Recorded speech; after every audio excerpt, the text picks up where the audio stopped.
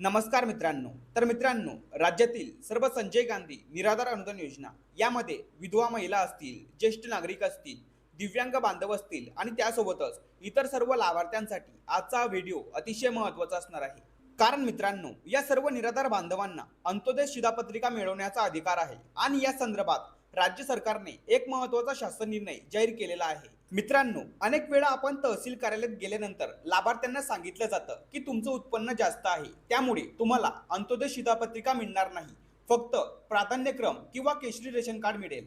पण मित्रांनो, हे पूर्णपणे सत्य नाही, कारण राज्य सरकारच्या शासन निर्णयानुसार काही विशिष्ट प्रवर्गातील लाभार्थ्यांसाठी उत्पन्नाची अट लागू नाही आणि ही सर्वात महत्त्वाची माहिती आज मी तुम्हाला सांगणार आहे। मित्रांनो, या नियमांनुसार दिव्यांग व्यक्ती, संजय गांधी निराधार योजनेचे लाभार्थी, विधवा महिला आणि ज्येष्ठ नागरिक यांना अंत्योदय शिधापत्रिका मिळवण्यासाठी उत्पन्नाचा दाखला आवश्यक नाही, तर फक्त तुम्हाला एक साधं हमीपत्र भरून द्यायचं आहे आणि हेच हमीपत्र तुमचा सर्वात मोठा पुरावा ठरणार आहे। मित्रांनो, हे हमीपत्र तुम्ही तहसील कार्यालयात सादर करता तेव्हा त्यामध्ये स्पष्ट नमूद केलेलं असतं की उत्पन्नाच्या दाखल्याऐवजी हे सेल्फ डिक्लेरेशन म्हणजेच हमीपत्र ग्राह्य धरलं जाईल आणि याच आधारावर तुम्हाला अंत्योदय शिधापत्रिका मिळू शकते।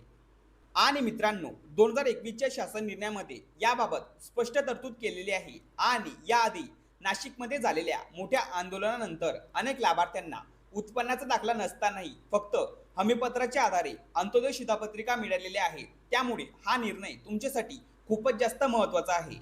यासोबतच 17 जुलै 2013च्या शासन निर्णयामध्ये अंत्योदय अन्न योजनेबाबत लाभार्थ्यांची निवड व अंमलबजावणी करण्यासंदर्भात स्पष्ट सूचना दिलेल्या आहेत। त्यानुसार कोणते लाभार्थी पात्र आहेत हे आपण या शासन निर्णयाच्या माध्यमातून समजून घेऊयात। तर मित्रांनो, या शासन निर्णयानुसार ज्या कुटुंबाचे प्रमुख विधवा स्त्रिया, आजारी व्यक्ती, दिव्यांग व्यक्ती आणि त्यासोबतच 60 वर्षावरील वृद्ध व्यक्ती आहेत व ज्यांना उदरनिर्वाहाचे निश्चित साधन नाही अथवा सामाजिक आधार नाही, त्यासोबतच एकटे राहत असलेले दुर्धर आजारग्रस्त, अपंग, विधवा, 60 वर्षावरील वृद्ध ज्यांना कुटुंबीय, आर्थिक व सामाजिक आधार अथवा कायमस्वरूपी उत्पन्नाचे साधन उपलब्ध नाही, अशा सर्वांना या योजनेचा लाभ मिळतो।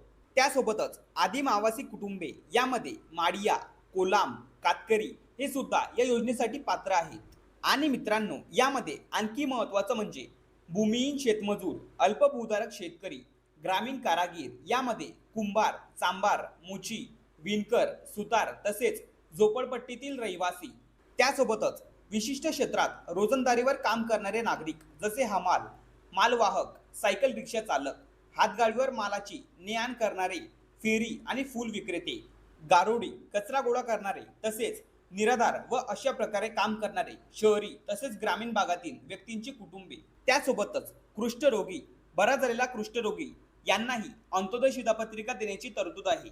तर मित्रांनो, याचा अर्थ स्पष्ट आहे की जर तुम्ही या कोणत्याही प्रवर्गात येत असाल तर तुम्हाला अंत्योदय शिधापत्रिका मिळवण्याचा पूर्ण अधिकार आहे। फक्त योग्य माहिती आणि योग्य कागदपत्रांसह तुम्ही तहसील कार्यालयात अर्ज केला पाहिजे।